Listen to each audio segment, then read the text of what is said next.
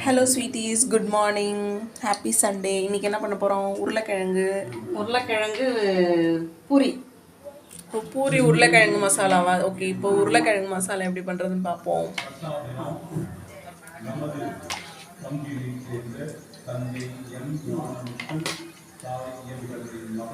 பச்சை மிளகாய் போட்டு மஞ்சத்தூள் போட்டு செய்வாங்க, காரமே இல்லாமல் வெள்ளையாக இருக்கும், மஞ்சளாக இருக்கும். அது அது இல்லாமல் மிளகாத்தூள் போட்டு செய்தால் ரொம்ப டேஸ்ட்டாக இருக்குன்றது.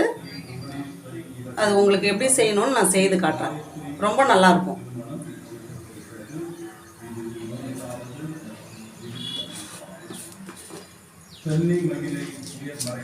போடலாம்.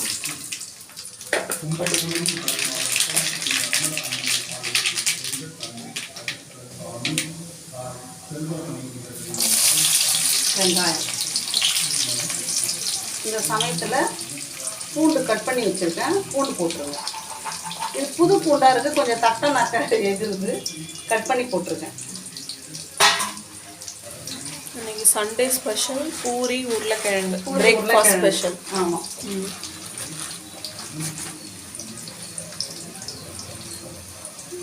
கருவேப்பிலை,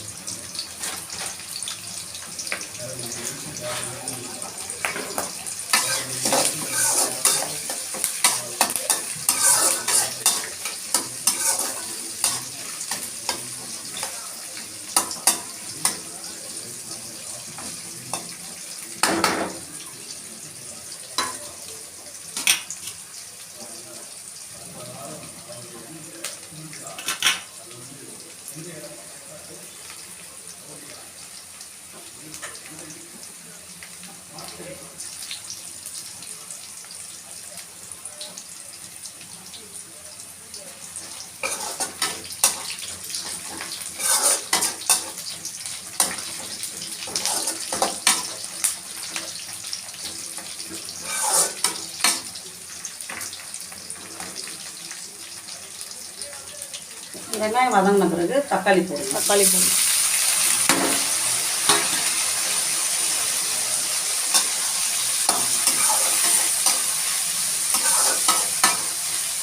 பூண்டு கம்மியாக இருந்தாலும் பிரச்சனை இல்லை, பூண்டு சேர்த்துங்க, எல்லாத்துக்குமே நல்லது.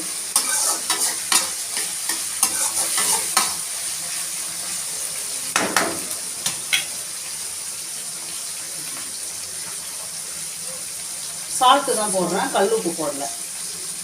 திட்டமாக போட்டுங்க, பத்தெல்லாம் திரும்ப போட்டுங்க.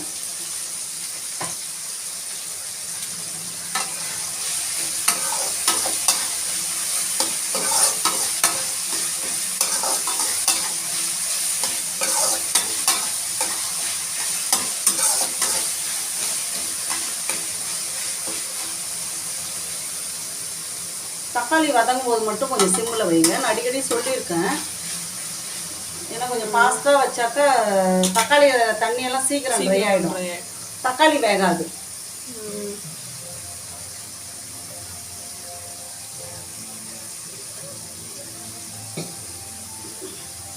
சிம்மில் வச்சுட்டும் மறந்துடாதீங்க.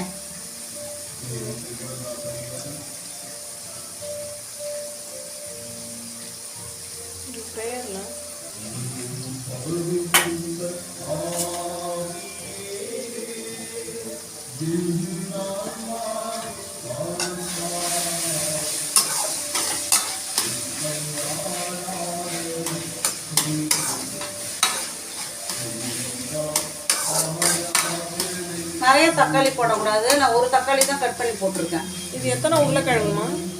இது 1/2 கிலோ உருளைக்கிழங்கு.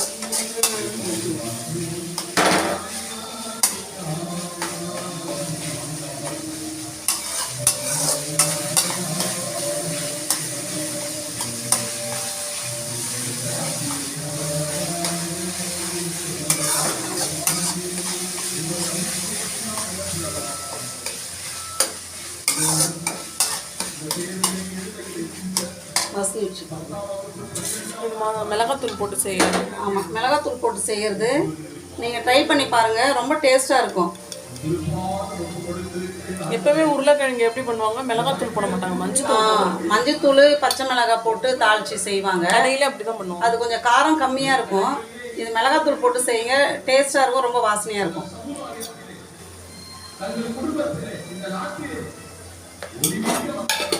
ப்ரேயர் நடக்குது.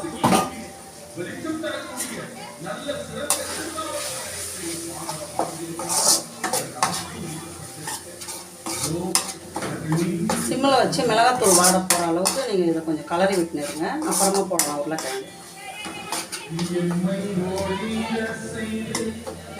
எக்ஸாம் இருக்குது, 10th தானே? ஆமாம், 10th இருக்குது. எல்லாருக்காகவும் ப்ரேயர் பண்ணிட்டு இருக்கிறேன்.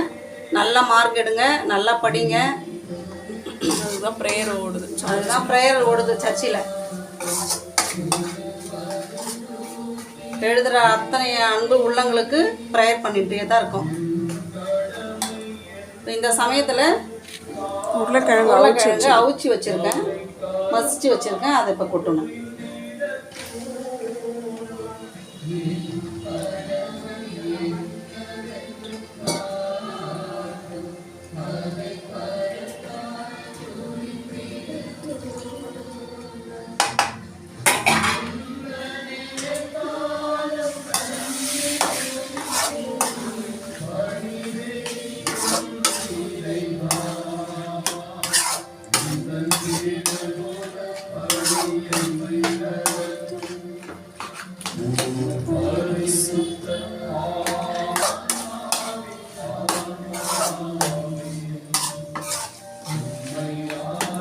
வேகணும். கொஞ்சம் தண்ணி ஊற்றுங்க, அளவாக கரெக்டாக ஊற்றுங்க. உப்பு போட்டாச்சுல? உப்பு போட்டாச்சு. இப்போ உப்பு தேவைன்னா போட்டுங்க. பூரி சப்பாத்திக்கு நல்லா இருக்கும். பூரி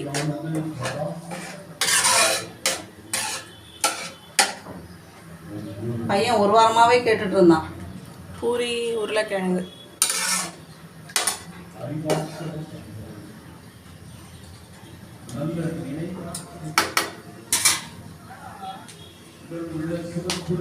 உப்பு கம்மியாக இருக்கு, கொஞ்சம் இப்போவே போட்டுங்க. அவ்வளோதான். நான் இது முடிஞ்சா நல்லா கொதிக்கணும்ல. ஒரு 5 நிமிஷம். கொஞ்சம் அடி பிடிச்சிடும், கலரி விட்டுட்டே இருங்க.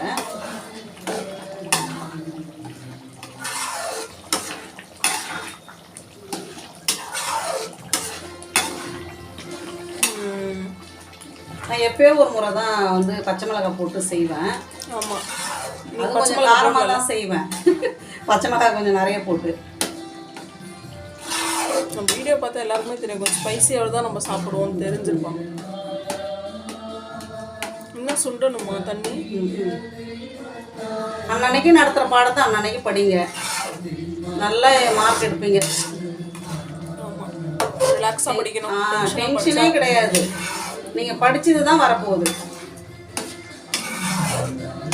அக்கா அண்ணாலாம் அப்படி தான் சொல்லியிருக்கேன். அன்னன்னைக்கு நடத்துறது அன்னன்னைக்கு படிங்க, ஹோம்ஒர்க் எழுதுங்க. சொல்லலாமா? கொஞ்ச நேரம்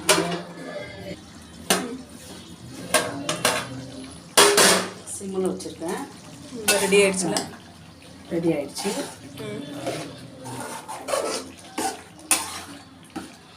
பூரி சப்பாத்திக்கு நல்லாயிருக்கும், ட்ரை பண்ணி பாருங்க. பூரி சப்பாத்திக்கு நல்லாயிருக்கும், ட்ரை பண்ணுங்கள். அவ்வளோதான், கொத்தமல்லி பண்ணியாச்சு, முடிச்சிடணும்.